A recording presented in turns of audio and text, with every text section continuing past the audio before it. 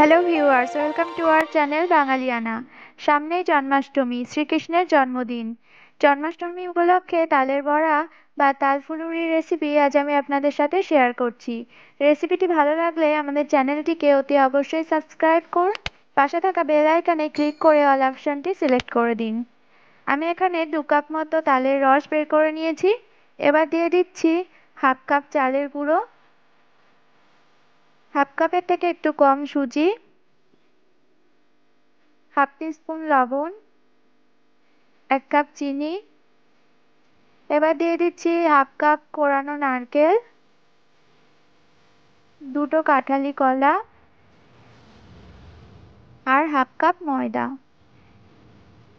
সমস্ত কিছুকে খুব ভালো করে মিশিয়ে নিতে হবে।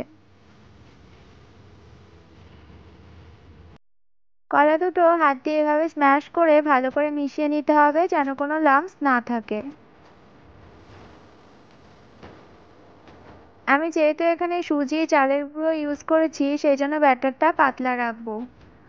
তাই জন্য খানিকটা দুধ আমি ইউজ করব। হাফ কাপ মতো দুধ আমি অল্প অল্প করে ইউজ করে ব্যাটারটা তৈরি করে নেব। এবার আমি দুধ দিচ্ছি, দুধটা ভালো করে মিশিয়ে নিতে হবে।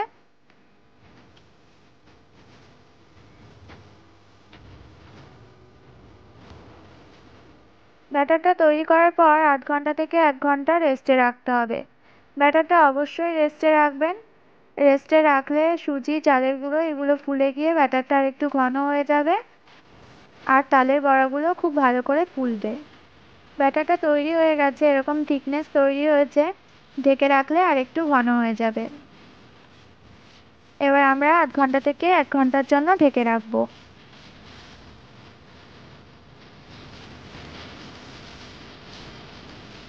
আমি ব্যাটারটা 1 ঘন্টা ঢেকে রেখেছিলাম। এবার দিয়ে দিচ্ছি 1 টিস্পুন মৌরি। মৌরি একটা ভালো ফ্লেভার অ্যাড করে, তবে এটা অপশনাল, আপনারা না চাইলে ইউজ নাও করতে পারেন।